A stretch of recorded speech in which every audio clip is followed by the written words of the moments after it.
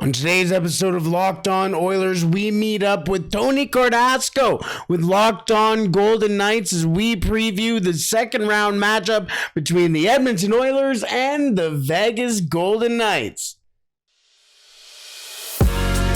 You're Locked On Oilers, your daily podcast on the Edmonton Oilers. Part of the Locked On Podcast Network, your team every day. Round two gets started between the Vegas Golden Knights and the Edmonton Oilers as both teams advance after a big first round against the Winnipeg Jets and the Los Angeles Kings. And Brett Holden from Locked On Oilers here, joined by Tony Cordasco from Locked On Golden Knights. Tony, this is going to be an unbelievable second round. How are you doing and how are you feeling heading into this second round here? Well, I feel great. And the VGK team I thought was healthy until on Tuesday. Mark Stone was ailing a little bit after practice, helped off the ice by a trainer, and we won't know his status until perhaps come game day on Wednesday morning. And so, pretty interesting day at practice. And, Mark Stone has had a couple of back surgeries. I felt like, I call him Mark Stowe because I felt like they just kind of hid them there on LTIR for a while. Then he comes back, after he came back the first time, I thought it was too soon. Re-injured his back, a different injury. And now who knows? I mean, so that could be the biggest news, of the day heading into the opening game, but it should be an explosive one between that offense of Edmonton and VGK, which again, Bruce Cassidy really believes that the Golden Knights, in order to win, they're going to have to somehow slow down this engine because I'll tell you what, once Edmonton gets started, it's a major concern for the VGK. Absolutely. And Mark Stone's somebody that I have a lot of questions about, so we will get into that. We'll talk about some more key players as well on today's episode, heading into this series as well. Also, on today's episode, we're going to be talking about the biggest storylines for each team to heading into round two. That will be coming up in a second. And we will wrap up with our predictions who will be heading to the Western Conference Finals. All that and much more coming up on this crossover episode of the Road to the 2023 Stanley Cup on Locked On Oilers and Locked On Vegas Golden Knights. Now, Tony, what is the biggest storyline for Vegas heading into this series? There's a lot for both teams, and this is the first time both teams are facing each other in the playoffs, so that can be one of them too. But heading into it from the Vegas side, what are you really looking at heading into a game one for the Vegas Golden Knights? Well, for VGK, Brett, I think that the biggest storyline would have to be that this has been a season that's been a bit of a surprise because VGK doesn't have just one superstar player. And when you look at the way that they've won, it's become a team effort for the Vegas Golden Knights. And I think, you have to start, there's so many storylines. It's going to be a really good television series, I believe, because you have to start off with Jack Eichel in his very first playoffs since he and Connor McDavid were the top two draft picks in 2015. And Eichel, I think, used that first series perhaps to get acclimated to the postseason. And now let's see what he can do from there. The Golden Knights, they missed the playoffs last season. So this is the season where they come back. It's a bounce back season for the VGK. And then, a big storyline is these two teams nip and tuck from the All-Star break on. And they were probably two of the best teams in the National Hockey League after the All-Star break. And it comes down to game number 82 before everything is decided in the Pacific Division. And VGK hangs on. They win it by 2 points. And we said on Lockdown Golden Knights, myself and Chris Golick, this was a collision course that we felt would definitely be happening.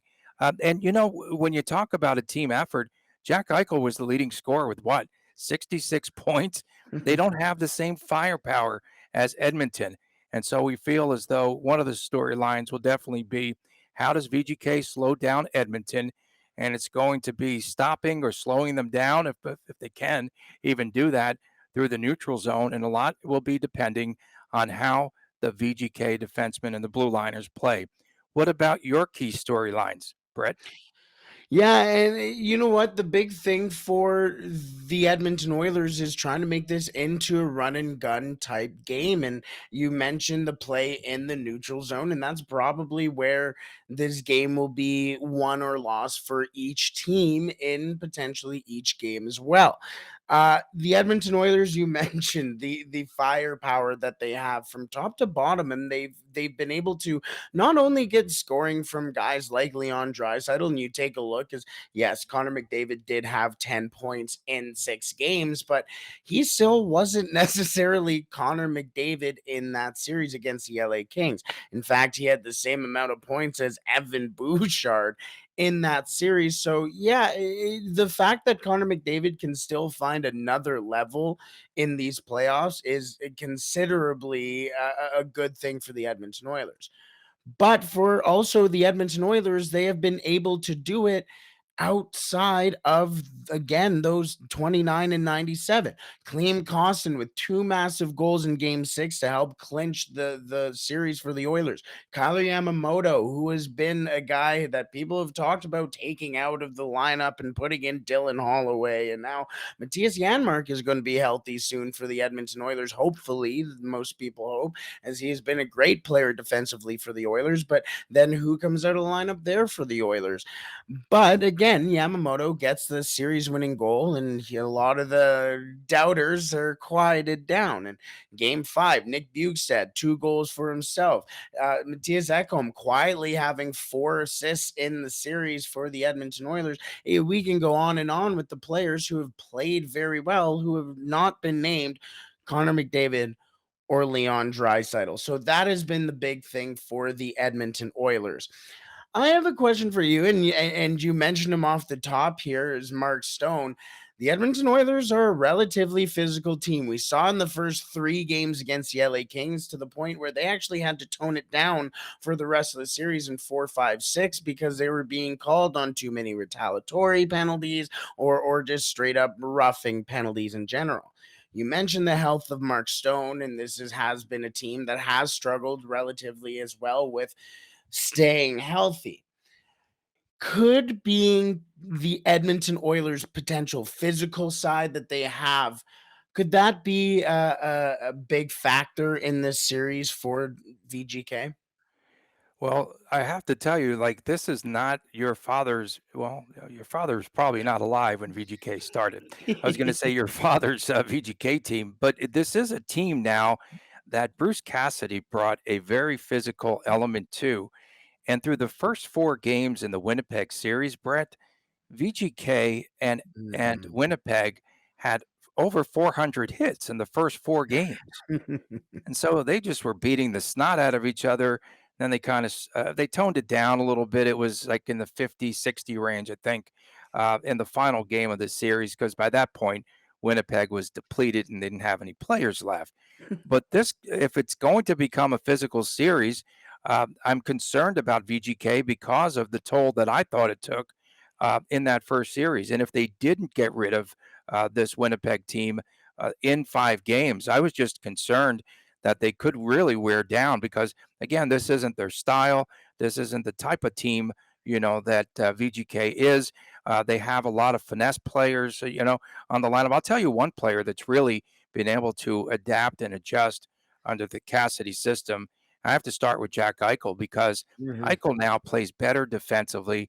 I feel as though he did give up a lot of his offensive game. And in that first series against Winnipeg, he found a home in that left circle. And I'll tell you, if that happens, he could be, a potent scorer for VGK. I think he needs to give up a lot of his defense and try to be more offensive for the Vegas Golden Knights. But yeah, it's a concern.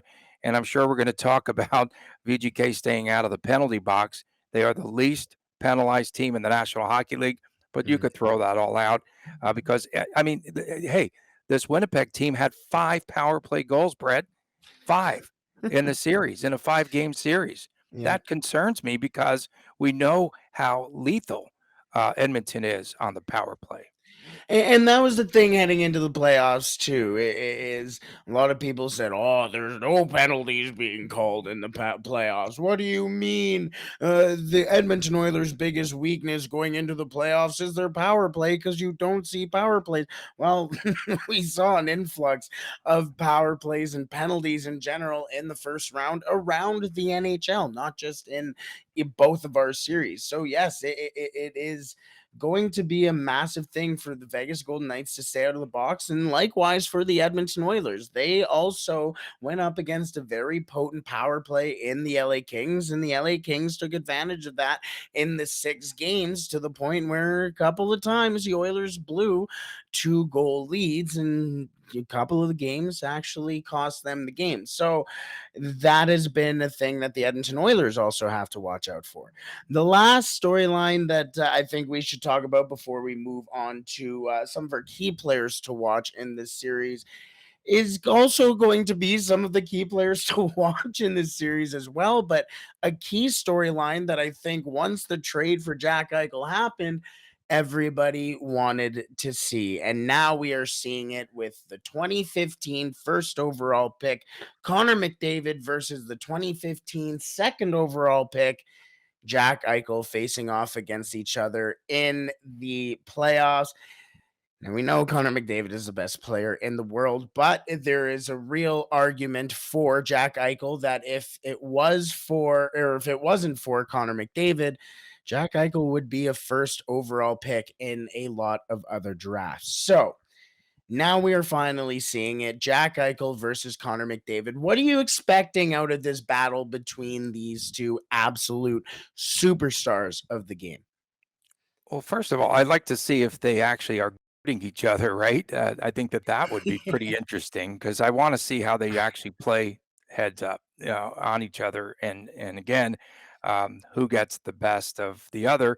And you know that they're going to take this to heart. I think it's going to be a real interesting matchup between the two, and I really look forward to. I think McDavid could get the best of him just because he's just all over the ice and what have you. And I think that Eichel's game now, currently within this system, I should say, is more contained. And I like to see him become more offensive because on so many nights when I watch him live, he is by far to me the best player on the VGK team. He's just Mm. glides the way he skates, the way he handles the puck.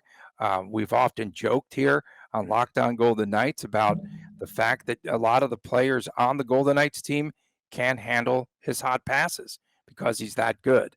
And he just throws them out in front of the net. A lot of players just can't pick up the puck. So we'll see. I just think he's going to have to play a team game and do what he's been doing all season long. But I also feel for VGK to be competitive. And if they want to win this series, we have to see the best of Jack Eichel. Absolutely. That is unbelievable storylines heading into this second round series. But as we mentioned, a key matchup heading into the round, excuse me, are headed by key players. And there's a lot of key players heading into this second round. And Tony, I have a big kind of matchup as well in our key players that I want to propose to you, as the Edmonton Oilers are facing off against a familiar face in net in Laurent Brossoit. So that's called a tease. We will talk about that in just a second. But first, today's episode is brought to you by Gametime. Tony, recently I was in Toronto and I was sitting in a certain Canadian cafe establishment that I probably shouldn't mention right now, but we were sitting there and we're thinking about what we should do that day. And we just happened to have a Toronto FC matchup against Atlanta United. That morning, we got tickets and we got fourth row in the corner and watched Richie Larea score a beautiful goal, celebrate right in front of us. And we got those tickets that day. Forget about planning months in advance, Tony. Game Time has deals on tickets right up to the day of the event. Get exclusive flash deals on tickets for football, basketball, hockey, baseball, concerts, comedy, theater, and more. Get images of your seat before you buy so you know exactly what to expect when you arrive. Buy tickets in a matter of seconds, two taps, and you are set. Snag the tickets without the stress with Game Time. Download the Game Time app, create an account, and use code Locked On NHL for $20 off your first purchase. Terms apply. Again, create an account and redeem code Locked On NHL for $20 off. Download Game Time today. Last minute tickets, lowest price guaranteed. Alrighty, Tony. As mentioned, heading into this series, we have Connor McDavid versus Jack Eichel. You mentioned Mark Stone's potential injury as well. The Edmonton Oilers have had some struggling players at 5-on-5, and yet there's still the conversation to be had about the crease. We're going to leave the crease talk for a little later on. We talked about McDavid and Eichel. I want you to give me, first of all, let's start off with some of the underdogs in this series. Give me a key player to watch that people are not expecting for VGK. Well, I think he's sort of a silent assassin, even though he produces and he was an all-star for the Vegas Golden Knights. And you have to talk about Chandler Stevenson, who had 4 goals and 4 assists in the last series. And he's just consistent, right? He's a player that is out there now, and they put him on the third line. He could play anywhere, right? Anywhere on the ice. He can center any line. And he's just a guy that just plays his heart out, and him and Mark Stone have a certain kind of chemistry.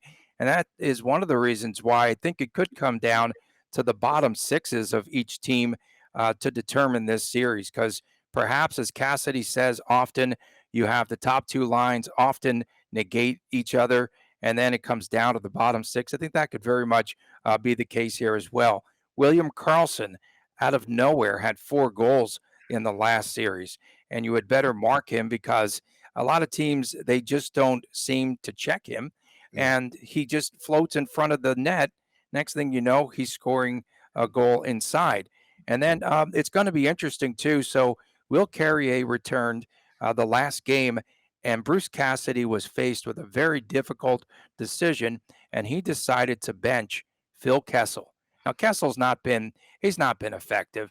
All he cares about, I feel, is his Iron Man streak, and so I don't know if this is going to cause some sort of a disturbance, if there's going to be an issue within the clubhouse or what have you, because Kessel was not happy. He wasn't pleased with Cassidy scratching him.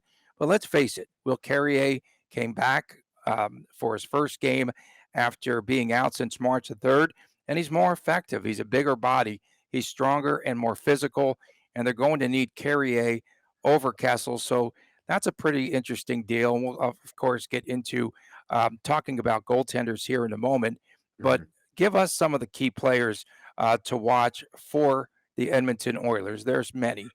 Oh yeah, absolutely. I mean, you can talk about Leon Draisaitl, who in NHL history has the second most or second best points per game in playoff history. Not Mario Lemieux, not his teammate Connor McDavid or Yamir Yager, or you can go on with the Rocket Richard. It is Leon Draisaitl behind Wayne Gretzky, and he has continued to look just as good this in these playoffs as well.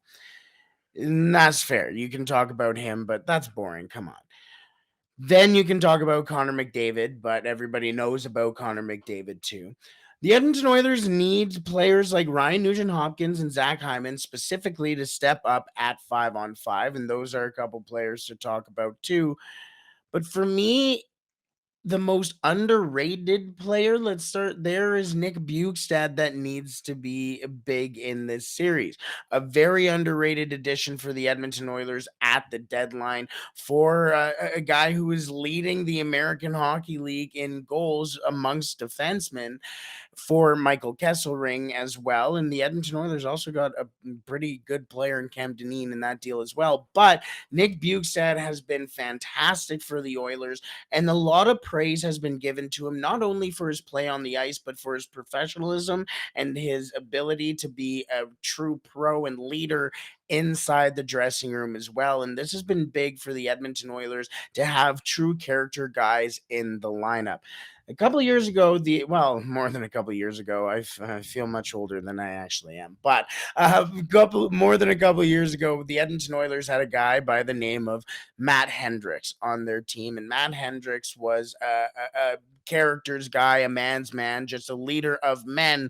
And the Edmonton Oilers, when they were first in the playoffs with Connor McDavid in 2017, Matt Hendricks would dress in the warm-ups, even though he knew he was going to not play, as most healthy scratches do. But he was specifically in warm-ups there for his presence and leadership amongst the younger players like Connor McDavid and Leon Draisaitl at the time, and Darnell Nurse too. Nick Bjugstad looks up, and his idol or his hockey idol is Matt Hendricks. And for the Edmonton Oilers, his value has been like Matt Hendricks, and his impact has been like a Ryan Nugent-Hopkins at times, to the point where he has been promoted to the second line. Again, we talked about the depth for the Edmonton Oilers. That has to be the key for the Oilers for that to continue. And their defense needs to be just as good as it was down the stretch. But we tease the goaltending enough here. The Edmonton Oilers fans are familiar with, and Edmonton hockey fans in general are familiar with who they are facing in the second round in Laurent Brossoit, former Edmonton Oiler and former Edmonton Oil King as well, who won an Ed Chenoweth Cup in the WHL and sent the Edmonton Oil Kings to their first Memorial Cup in a lot of years, more than I can probably count up to. But there's been history there for a couple of reasons. But how good has Laurent Brossoit been for the Vegas Golden Knights down the stretch since his call up here? Because really, he was put into a very difficult position. Yeah, it's really crazy, but Sean Burke has done a terrific job with not only Laurent Brossoit, but also with the other goaltenders as well. Hard to believe that Brossoit was a player that was on waivers earlier this season, and now he's starting in the playoffs. So it's a crazy story. But the story for VGK has been its goaltending, for sure. And a lot of that has been predicated on how well the defense plays in front of the goalies. It's crazy, but Edmonton this season, you guys started off against Aiden Hill. You've played against him. And then Logan Thompson, who's still injured now, VGK All-Star, came back for one game after the All-Star break because he got hurt. And that's it. He can't get back on the ice. Mm-hmm. And then the Brossoit game, which was the one that VGK won. Yeah. And then the Jonathan Quick disaster, where Edmonton scored 6 goals, right? I think in that game. And so it's just been a turnstile at goaltender. And suddenly Brossoit, which is a great story, he's 11-1-3, I believe, with VGK this season, out of the clouds.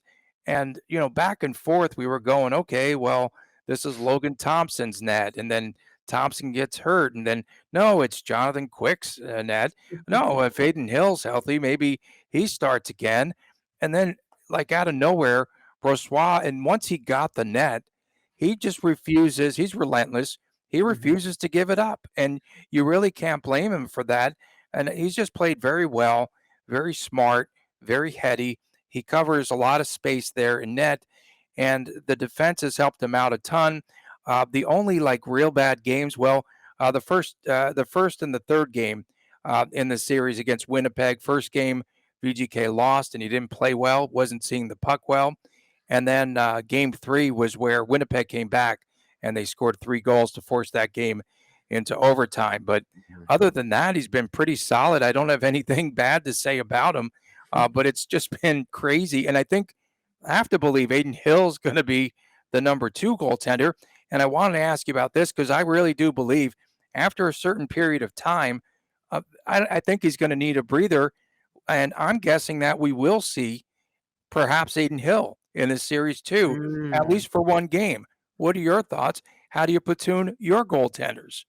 Yeah, no, the thing is I have a lot of feelings around how Stuart Skinner has played since March 1st and then into the playoffs. Is Stuart Skinner was arguably one of, if not the best goaltenders in the NHL since again March 1st down the stretch. 14-1-1 since the NHL trade deadline. Well, actually, since the game that the Edmonton Oilers acquired Matthias Ekholm.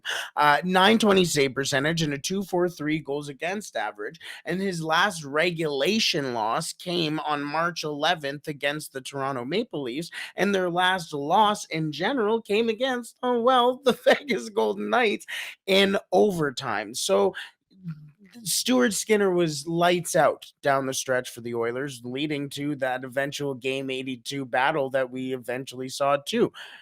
But against the LA Kings, not as much. It has looked like Stuart Skinner was at times kind of scared of the shots and scared of mostly rebounds. Sometimes it seems like he sees rebounds or sees pucks that come out from behind the net and then reacts to them instead of anticipating the shot and then going out to make the save. Sometimes he gets caught, and that has been the thing that was the eventual downfall for Stuart Skinner. But in game 4, the Edmonton Oilers did pull Stuart Skinner and brought in Jack Campbell. And Jack Campbell won the series, won the game for the Edmonton Oilers, potentially won the series for them, and saved their season with his performance in Game 4. If the Edmonton Oilers do get in trouble with Stuart Skinner, and the fact that I think that they didn't bring back in Jack Campbell in Game 5, giving him the confidence of, okay, well, last time I was brought in, I was good enough to perform. I think the Edmonton Oilers have done well with the distribution of the goaltending, and if Jack Campbell needs to appear in this series, I think he will do just fine. Alrighty, let's wrap up with the key players to watch here that we have been chatting up with. We talked about Connor McDavid. We talked about Jack Eichel. We talked about the goaltending. We talked about the underappreciated players. But let's get to the nitty gritty, the predictions, the burning questions, anything we have left for this series heading into game 1 of the Western Conference semifinals. We will talk about that in just a second.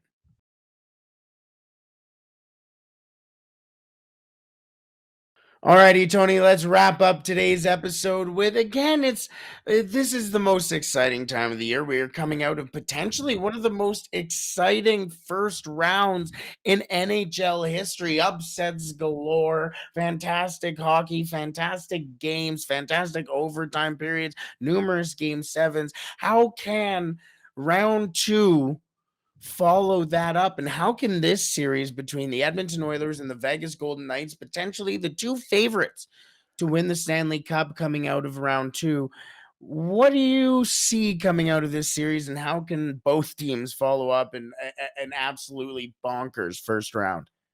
My prediction is Oilers in 6 because I just Whoa. feel that there's just too much scoring, and we have yet to see the Vegas Golden Knights traditionally.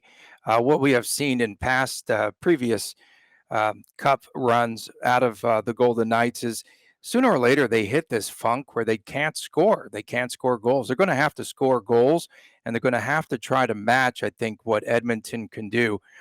Riley Smith and Jonathan Marchessault did not score goals in the last Hmm. series.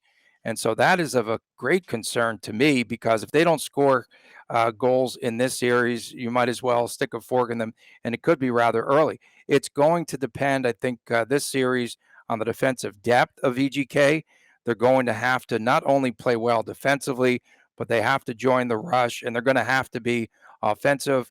The health of Braden McNabb, he has a rib injury, and he missed the final game of the Winnipeg series, and now he came back. He's back on the ice.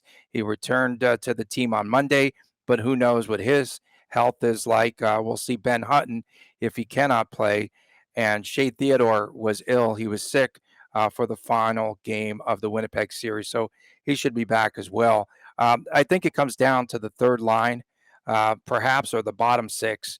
I really do. I just think that it's going to Mhm. be a bottom six series, and we're going to have someone that steps up. Does Nick Bukestad, does he play very well defensively?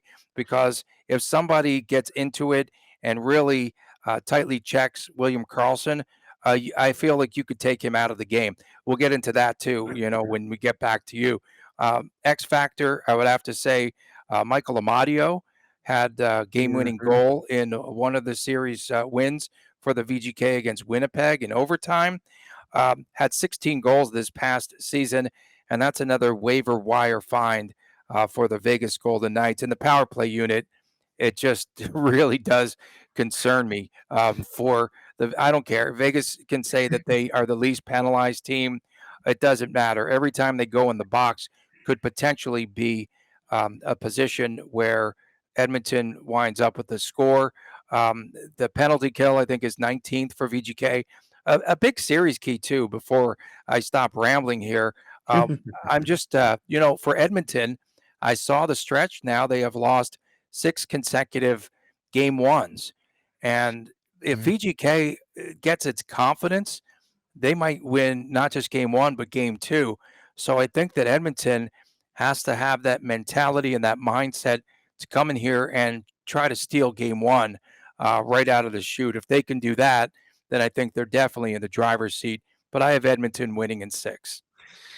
Last time I bet against the Edmonton Oilers, or not bet against the Oilers, but said the Edmonton Oilers were not going to win a series, a lot of Locked On Oilers fans were not happy. So, Oh, they hate me. They hate me here, and what? But they're also very appreciative because yes. we had a lot of tweets yesterday.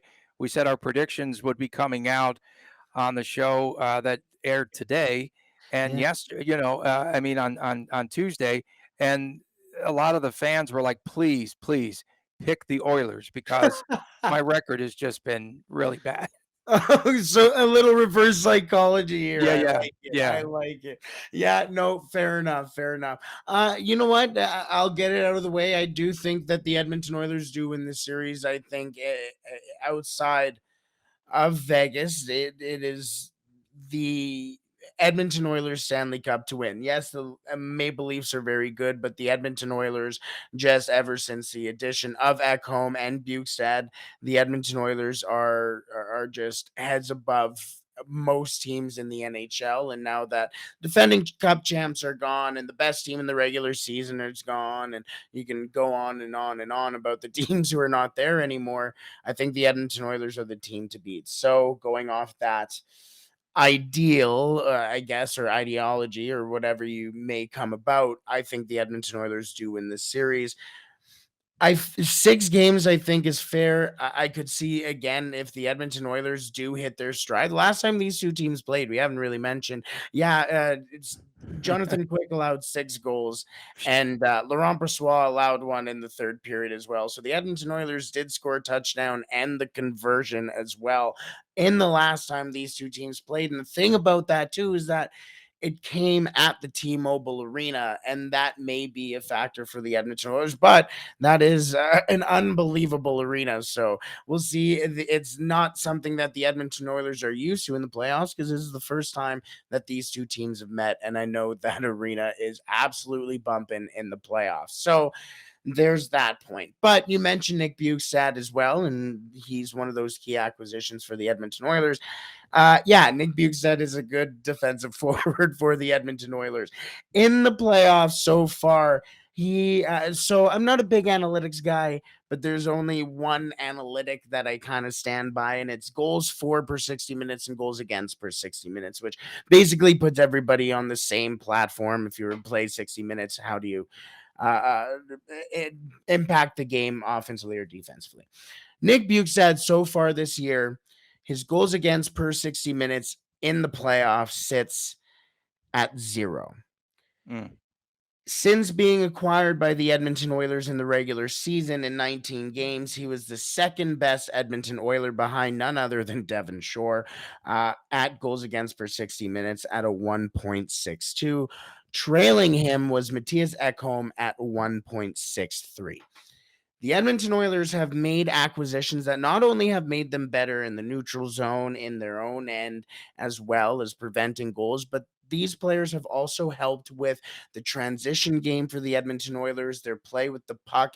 Matthias Ekholm has made Evan Bouchard miles better. It was unbelievable. He looks like a 10th overall draft pick where he was selected, or 8th, I believe he was 10th overall, because I believe Broberg was 8th. It's one of those two. Flip them around. Here we are. But he looks like that draft pick that everybody expected him to be. And that has been because of the additions of guys like Matthias Ekholm and Nick Bukestad, because the movement of the puck is better. The Tyson Berry chains are no longer on Evan Bouchard, and he helped lead the Edmonton Oilers to a historic power play, like you mentioned, and just the ability to see the growth of this team. Matthias Janmark is going to be healthy for the Edmonton Oilers at some point in these playoffs. And Matthias Janmark has been quietly the Edmonton Oilers' best, or one of the Edmonton Oilers' best defensive forwards. At times was playing top 6 minutes with Ryan Nugent-Hopkins and Leon Draisaitl, and has played unbelievable hockey and was thoroughly missed by the Oilers in the first round. So he's another player that the Oilers really will need to see a lot of. The big player for the Edmonton Oilers who needs to be better, we talked about Ryan Nugent-Hopkins at 5-on-5. We talked about Stuart Skinner, but it's Vinny Desharnais. Vinny Desharnais was a guy who was brought in about January. He was called up after the Edmonton Oilers and sent down Niemelainen. It wasn't really working out. He was a player who was selected by the Edmonton Oilers 7th round, way and back when I believe he was the same draft as Jesse Puljujärvi. And it seems like we went through a movie and a sequel and the dang entire trilogy with Jesse Puljujärvi. And then Vinny Desharnais comes in, and he had a very good season for the Edmonton Oilers, changing the way the Edmonton Oilers play defensively and making them very tough to play against in their own end, making sense because he's 6'7". But in that first series, he has been his inexperience showed. Bad penalties, got absolutely danced at the blue line by Victor Arvidsson in Game 4. Eventually benched in Game 4 as the Edmonton Oilers would come back and win the game. But his lack of ability to play physical was there in that first round. But again, he's 6'7" and he isn't scared to throw that body. I think he is going to be a quiet player to watch, an X factor potentially, if he's able to be, like you mentioned, if William Karlsson or even if Mark Stone is banged up in the series and he goes up in a board battle against the Iron Giant, I mean, what else are you supposed to do? So I think there's a lot of big things for literally for the Vegas Golden Knights to watch out for the Edmonton Oilers defensemen. Well, another area of concern is Evander Kane. Yeah. He'll have an extra day perhaps to try to pick up a marker here at one of the casinos. Oh, there it is. No, but I mean, if you do battle strength against strength on that top line, and you have Kane battling Stone, Mhm. that could get rather gnarly. To be quite honest with you. And just again, Kane with the forecheck, he's been an absolute beast. And I heard Yeah. McDavid say how Kane has helped to keep the puck alive and in the zone, and then Mhm. they can just finish it off. And so that definitely concerns me as well. The matchups to me don't really look that great on paper for the Vegas Golden Knights. And I just have to be honest about it. I'm taking Edmonton again in 6. Fair enough. Hey, but as we've seen all over the NHL in these playoffs, a lot of things have shocked us everywhere. So, Tony, appreciate it again. We are in the midst of one of the best playoffs ever, and that is not going to end when the Edmonton Oilers and the Vegas Golden Knights face off in the Western Conference semifinals in Game 1 in Vegas. I can't wait. Thank you so much for joining me today. Thanks, Brett. Appreciate it.